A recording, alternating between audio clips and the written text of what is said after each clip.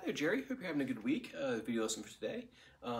Three things I want to talk about. I'll go down the list. If you have any questions at the end, feel free to shoot them over to me. I'll do my best to answer.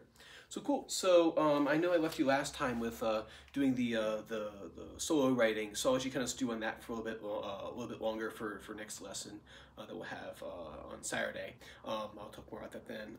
What I want to talk about today is the actual solo that David Gilmour does. And the first thing we need to do is go over some of the techniques that he's doing in there, just to make sure that we know what he's doing.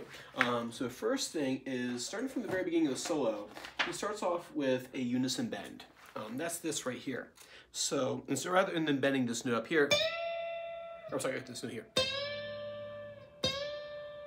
right? Instead of just bending that note by itself, what he does is he does a double stop, or he does a unison bend. They talk about it in Rock Guitar Secrets. We can cover that next time. I'll find that page for you. What he does here, he puts his pointer finger here on the 10th fret, and then he puts his ring finger here on the 13th fret. So basically what he's doing, he's fretting that D minor pentatonic scale right there. Since he has his finger on the C right there on the 13th fret, it's not a Dorian pentatonic. He's not doing this. But that would work just as well too, if you want to do that in your solo. So what he does, he frets that note there. Excuse me. He frets that note there. And then he frets the 13th. So like I said, we're in that D minor pentatonic, not the D Dorian pentatonic.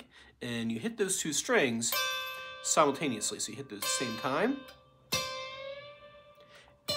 And what you're doing is you're bending this note here up a whole step to this note D here. So if you know this is a D, the reason why it's called a unison bend, so you have a D here that you're fretting with your pointer finger. You're fretting a C here, which is a whole step below D, and you're going to bend that up to that note there, which is the same note, hence the word unison. Unison means that both notes are the same. They're in the same register, same octave. So they're not an octave apart, they're a unison. There it is. And you want to bend those strings, or bend that one string, so this one bends, and this one stays put, this one's stationary. So practice that technique. There's all kinds of different ways we can play it. All right, so you can do that up the neck. You can do that box right there. And then the next technique that he does in this tune is it's a double stop with an added bend to it. So what you do is you take your ring finger and do like a little half bar with your ring, like this right here, right? Then I take my middle finger and put that right there on the 12th fret, on that G right there. And I'm gonna bend that a whole step. Well, these are staying put right here. Very popular blues line. Hendrix uses this a lot in his solos. So you, and then, so practice this by itself first.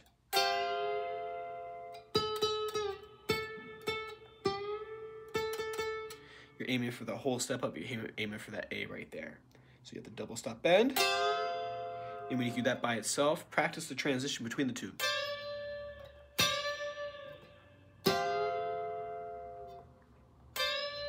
Drop the thumb.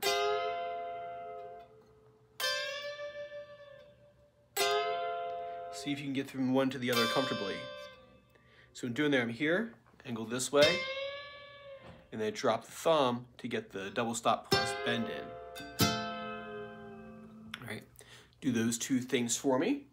And then practice switching between those two, because in the solo he does that. I think if I look here at the tab, then he switches between those two pretty quickly right there.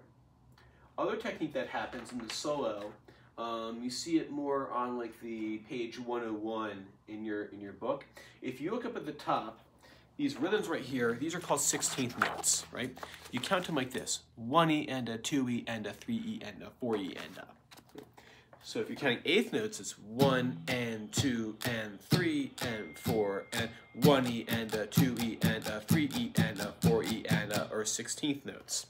What I would practice first is just muting the strings, and can you do this? 1E and 2E and 3E and 4E and 1E. And this is kind of like where you start getting into more middle intermediate guitar, electric guitar techniques, or a lot of these like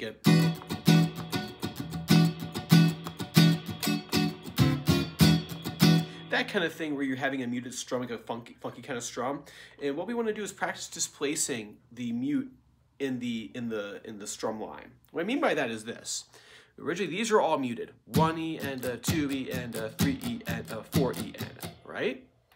And what I've done here is I've have it so that each one is offset. So the first one here, 1E is where the mute is. 1E and 1E and So if I were to do that on the 12th fret right here, 1E, 1E, 1E and 1E and 1E and 1E and So see, I'm there. I'm muting. I'm playing first 1E and 1E and 1E and You want to go slow first. It's kind of a little bit of this going on, right?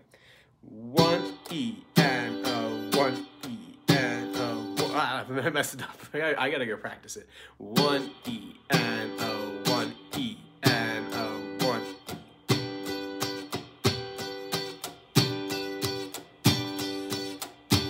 For us to pull off that feel that David Gilmour does in the solo, you want to be pretty smooth with those, or being able to execute that pretty clean.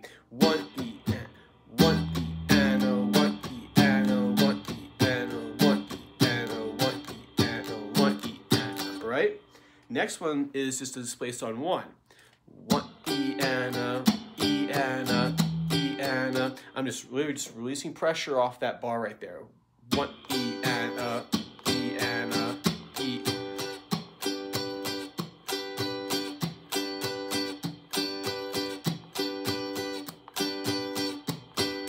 Right? Next one I do it on the 1E and 1E 1E 1E 1E 1E 1E 1E.